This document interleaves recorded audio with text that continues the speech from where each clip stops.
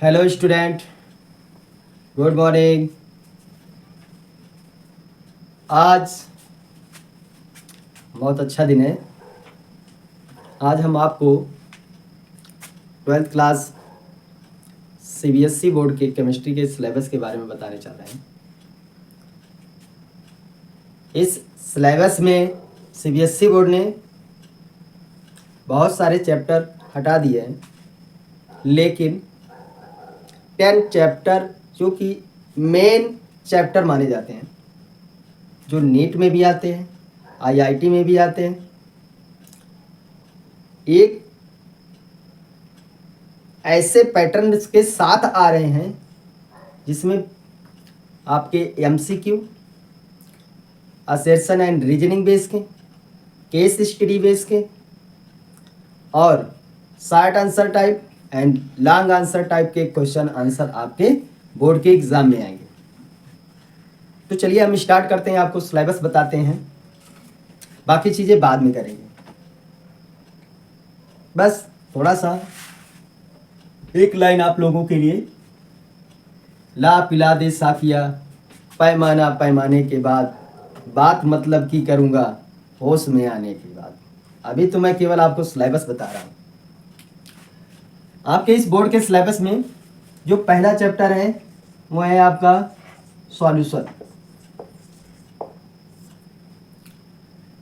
दूसरा चैप्टर आपका है इलेक्ट्रो केमिस्ट्री।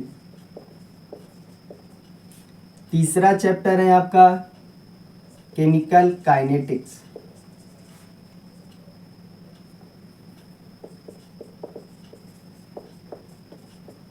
और फोर्थ चैप्टर आपका है D and F block element. और पांचवा जो चैप्टर है वो है कोऑर्डिनेशन कंपाउंड। Coordination compound. ये 5 चैप्टर जो हैं ये फर्स्ट बुकें हमारे पास एनसीईआरटी की 2 बुकें चल रही हैं, जिसमें ये फर्स्ट पार्ट में आपके ये 5 चैप्टर, जिसमें सॉल्यूशन सबसे मेन है, जिसमें आपको मैक्सिमम मार्क दिला सकते हैं। ठीक है। इसके बाद कैलकुलेटिव फॉर्म में इलेक्ट्रोकेमिस्ट्री एंड केमिकल काइनेटिक्स से रिलेटिव क्वेश्चन आते हैं, जिसमें कैलकुलेशन होते हैं, थ्योरेटिकल पार्ट कम होते हैं। और कोऑर्डिनेशन कंपाउंड से भी थ्योरेटिकल पार्ट आते हैं, जिसमें हमने देखा है कि नॉमेनक्लेचर से रिलेटिव, उसके ज्योमेट्रिकल फॉर्म से रिलेटिव, इस तरह के क्वेश्चन इसमें आएंगे। आप तो हम पूरे सिलेबस के बारे में बताने के लिए एक क्लास ले रहे हैं, जिसमें ये पहले पार्ट का पूरा पोर्शन हो गया। इसके बाद ऑर्गेनिक के पोर्शन आते हैं। ऑर्गेनिक में भी आपके 5 चैप्टर हैं, जिसमें से 6 नंबर पर आता है बेटा आपका haloalkane and haloarene. Haloalkane and haloarene. 7 number पर आपका आता है alcohol, phenol and ether. Alcohol, phenol and ether. 8 number पर आपका आता है aldehyde, ketone and carboxylic. Clear? ये 8 चैप्टर इसमें हो गए। इसके बाद 9 नंबर पर जो आता है वो आपका है एमीन एंड लास्ट चैप्टर है बायोमॉलिक्यूल्स। बायोमॉलिक्यूल्स। आपने देखा कि हमारे बोर्ड में केमिस्ट्री के सिलेबस में केवल 10 चैप्टर आ रहे हैं, और इस 10 चैप्टर में हर चैप्टर से कोई ना कोई ऐसा पार्ट, ऐसा लॉजिक, ऐसा क्वेश्चन होगा जो नॉर्मल भी हो सकता है। नॉर्मल के अलावा आपके रीजनिंग बेस हो सकते हैं, लॉजिकल बेस हो सकते हैं। ऐसे क्वेश्चन को सॉल्व करना आसान नहीं होगा। क्यों नहीं होगा? जब तक हम बुक को अच्छे से रीड नहीं करेंगे, अच्छे से स्टडी नहीं करेंगे, उसको पढ़ने की कोशिश नहीं करेंगे, तब तक हम उसको नहीं कर सकते।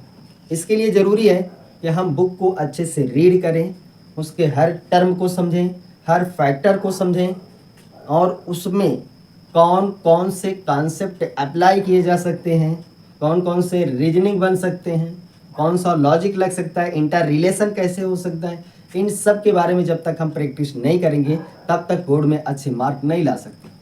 तो इसके लिए ज़रूरी है कि हम उस पर थोड़े थोड़े चर्चा ज़रूर करें। तो चलिए हम आपको बताते हैं, पहले चैप्टर से स्टार्ट करते हैं कि आप उसमें कैसे कैसे एनालाइज करोगे। तो उस एनालिसिस में हम आपको बता दें कि किस तरह के क्वेश्चन बनते हैं और किस तरह से हम उनको सॉल्व करते हैं। हम आपके सामने स्टार्ट करेंगे पहले चैप्टर से, जो सॉल्यूशन के नाम से जाना जाता है। सॉल्यूशन चैप्टर में बहुत सारे ऐसे टर्म हैं, बहुत सारे ऐसे फैक्टर हैं जिनकी एनालिसिस करना बहुत ही ज़रूरी है। सॉल्यूशन चैप्टर में 3 या 4 पार्ट में डिवाइड किया गया है। उस पार्ट को समझ करके प्रैक्टिस करेंगे तो श्योर है कि आपका प्रिपरेशन बहुत कम टाइम में मैक्सिमम हो जाएगा।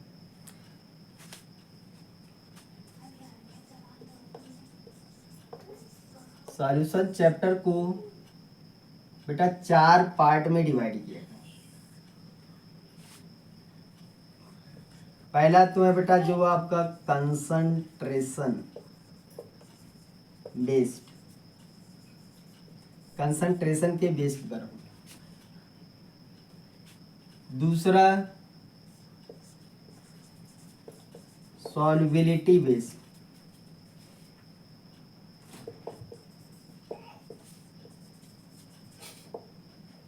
पहला कंसंट्रेशन बेस्ड हो गया, दूसरा सॉल्युबिलिटी बेस्ड हो गया और तीसरा कॉलिगेटिव प्रॉपर्टीज बेस्ड।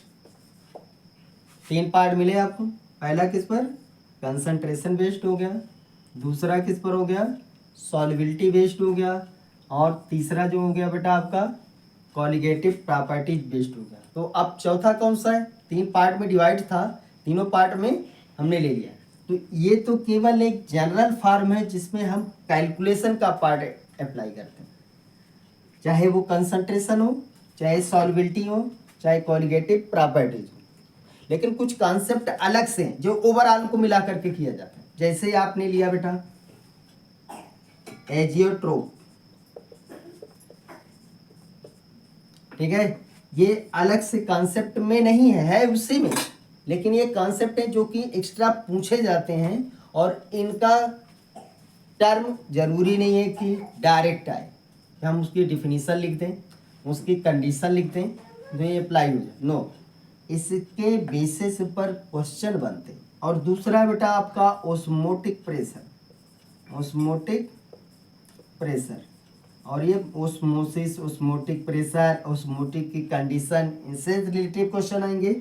एजियोट्रोप्स में जैसे आपका maximum boiling azeotropes, minimum boiling azeotropes, उसके मिक्सचर, उसके एग्जाम्पल, ये टर्म ऐसे हैं जो कि हमें कंफ्यूज करते हैं। तो जरूरी है कि इन सब के बारे में हम जाने, अच्छे से पढ़ें। तो चलिए हम आज आपको स्टार्ट करते हैं किसके बेस पर? कंसंट्रेशन के बेस पर। तो सबसे पहले हम पढ़ेंगे कंसंट्रेशन, उसके टर्म और उसको किस तरह से हम सॉल्व करते हैं।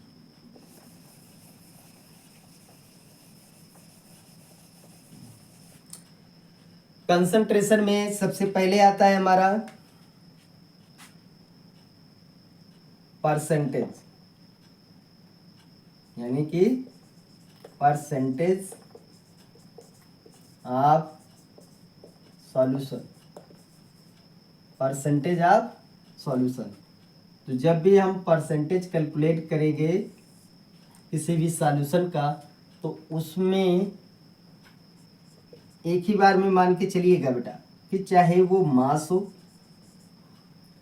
और या फिर क्या हो, वॉल्यूम आप किसका होना चाहिए, सॉल्यूट का होना चाहिए। क्लियर, सॉल्यूट और सॉल्वेंट दो चीजें मिल करके एक सॉल्यूशन को क्रिएट करती हैं। सॉल्यूट जो डिजॉल्व करते हैं, जो मिलाते, जैसे आपने वाटर ले लिया और शुगर ले लिया, तो शुगर को वाटर में जब आप डिजॉल्व करते हो तो शुगर क्या होगा बेटा, आपका सॉल्यूट होगा। वाटर जो ले रहे हैं वो क्या हो जाएगा आपका, वो आपका सॉल्वेंट हो जाएगा। दोनों मिक्स कर देंगे तो वो आपका सॉल्यूशन बन जाएगा। तो मैंने कहा ना कि मास और वॉल्यूम ऑफ सॉल्यूट। दूसरा क्या होना चाहिए, मास और वॉल्यूम, मास होगा या वॉल्यूम होगा आप सॉल्यूशन, ये सॉल्यूशन का हो गया। और मल्टीप्लाई क्या कर दिया, 100, आगे क्या लगा दिया, percentage. That is the formula of the percentage of the solution. अब जैसे हम एक एग्जांपल ले लें कि मैंने लिया बेटा कि 20 gram sodium hydroxide is dissolve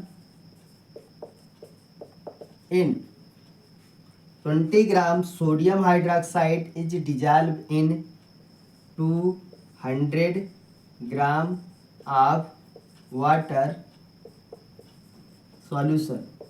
यहाँ पर क्या लिख दिया गया है बेटा, वाटर सॉल्यूशन। शब्दों पर ध्यान दीजिएगा बेटा, जो वर्ड लिखे जा रहे हैं ये बहुत मायने रखते हैं। अगर केवल वाटर लिखा होता तब हमें 200 में 20 जोड़ करके मास ऑफ सॉल्यूशन बनाना पड़ता, लेकिन यहाँ पर जब वाटर सॉल्यूशन लिखा हुआ है it means that sum of mass of solute and solvent are given. ये दिया गया है कि 200 है, तो जब हम इसका सॉल्यूशन करेंगे तो इस सॉल्यूशन में पहला पॉइंट क्या मिलेगा हमें, मास ऑफ सॉल्यूट। सर्च करिए इसमें कौन से, तो कौन सा पार्ट डिजॉल्व किया जा रहा है पहले इसको देखिए। तो श्योर है कि सोडियम हाइड्रोक्साइड को हम डिजॉल्व कर रहे हैं किसमें, वाटर में। तो सोडियम हाइड्रोक्साइड क्या होगा, सॉल्यूट होगा। तो सॉल्यूट का मास कितना दिया गया है, 20 ग्राम। तो आप यहाँ पर लिख लीजिए बेटा 20 ग्राम, ठीक है। अगर और कन्फ्यूजन हो तो श्योर है कि उसमें आप आगे लिख लीजिए NaOH यानी सोडियम हाइड्रोक्साइड इंडिकेट कर लीजिए, ताकि आपको याद रहे कि हमारा सोल्यूट क्या है, सॉल्वेंट क्या है। क्लियर। इसके बाद यहाँ पर लिखेंगे बेटा mass of solution, mass of solution. Mass of solution is given in that question, यानी कि आपका दोनों का सम दिया गया है। इट मीन्स अगर 200 है it means that 180 gram water होगा एंड 20 ग्राम आपका सोडियम हाइड्रोक्साइड, दोनों को मिक्सअप किया गया, तब जा करके हमारा 200 ग्राम का सॉल्यूशन बन गया। तो ये मास ऑफ सॉल्यूशन हो गया। मास ऑफ सॉल्यूशन कितना हो गया बेटा, 200 ग्राम। अब हमें फार्मूला अप्लाई करना है। फार्मूला जब अप्लाई करेंगे तो क्या लिखेंगे बेटा, ये वाला फार्मूला देख रहे हैं ना, क्या लिखा हुआ है, mass or volume of solute, mass of or volume of solution multiply 100। Clear. तो चलिए अब आप यहाँ पर परसेंटेज लिखेंगे, परसेंटेज ऑफ सॉल्यूशन। तो जब परसेंटेज ऑफ सॉल्यूशन लिखेंगे तो इस पर क्या लिखना पड़ेगा, पहला मास, यानी कि आपका मास ऑफ सॉल्यूट कितना हो गया 20, और मास ऑफ सॉल्यूशन कितना है बेटा आपका 200, मल्टीप्लाई क्या करेंगे 100 ग्राम, आगे क्या लगा देंगे परसेंटेज। क्लियर। तो इसको कैंसिल कर दीजिए बेटा, कितना आ गया बेटा, 2 से इसको काट लेंगे तो ये कितना मिलेगा बेटा आपको 10, यानी 10%, यानी जो दिया गया सॉल्यूशन है वो हमारा कितने परसेंट का है, 10% का। क्लियर। तो ये रहा परसेंटेज निकालने का फार्मूला, ये जनरल फार्मूला है, ठीक। इसके बेसिस पर जरूरी नहीं है कि हम और सारे क्वेश्चन करें, टर्म आपके डिफरेंट हो सकते हैं। मास ऑफ सॉल्यूट एंड सॉल्वेंट अलग अलग भी दिया जा सकता है। क्लियर। तो चलिए अगला देखिए, जिसमें हमने क्या किया बेटा, काम वही है, पहला तो आपको समझ में आ गया होगा, ये हो गया, ठीक। अब दूसरा पॉइंट देखिए, यहीं पर चेंजिंग हो रही है, मैंने कोई क्वेश्चन नहीं चेंज किया, क्वेश्चन में ये थोड़े से वर्ड आपको कम कर दे रहे, ठीक है। ये तो आपने नोट कर लिया होगा, नोट कर लीजिएगा इसमें कितने टर्म हैं। ओके, चलो अगला देखो, इसी में ही परसेंटेज निकालना है। हमने यहाँ पर वाटर सॉल्यूशन ना लिख करके केवल क्या लिख दिया, वाटर। ठीक बेटा, अब हमारे पास दो टर्म हो गए।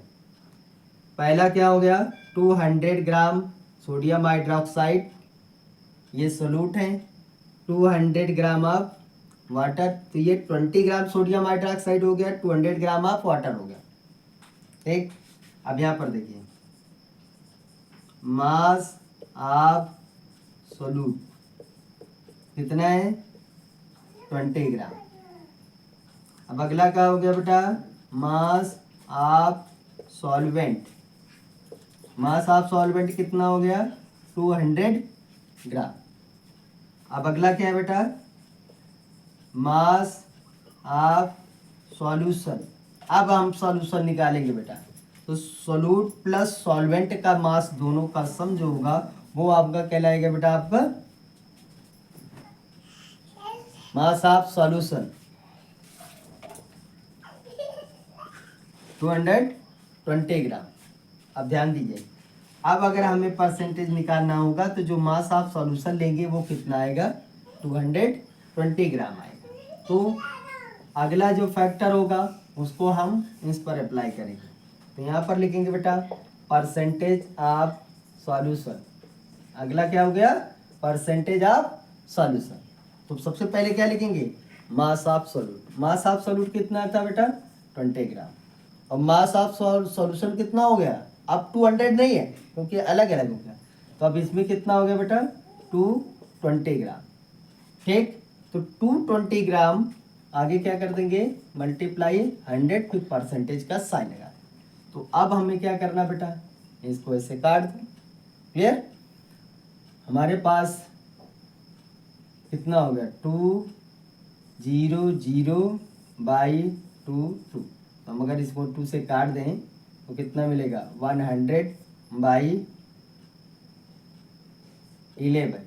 क्लियर, और इसको सॉल्व करेंगे तो हमारा आएगा बेटा कितना, 11 से इसको काट दीजिए, 9 पॉइंट आएगा 0, फिर 0.9%, लगभग आपका 9.09% आपका सॉल्यूशन कम हो जाएगा। ठीक, तो ये रहा बेटा आपका परसेंटेज ऑफ सॉल्यूशन निकालने का फार्मूला एंड प्रोसीजर।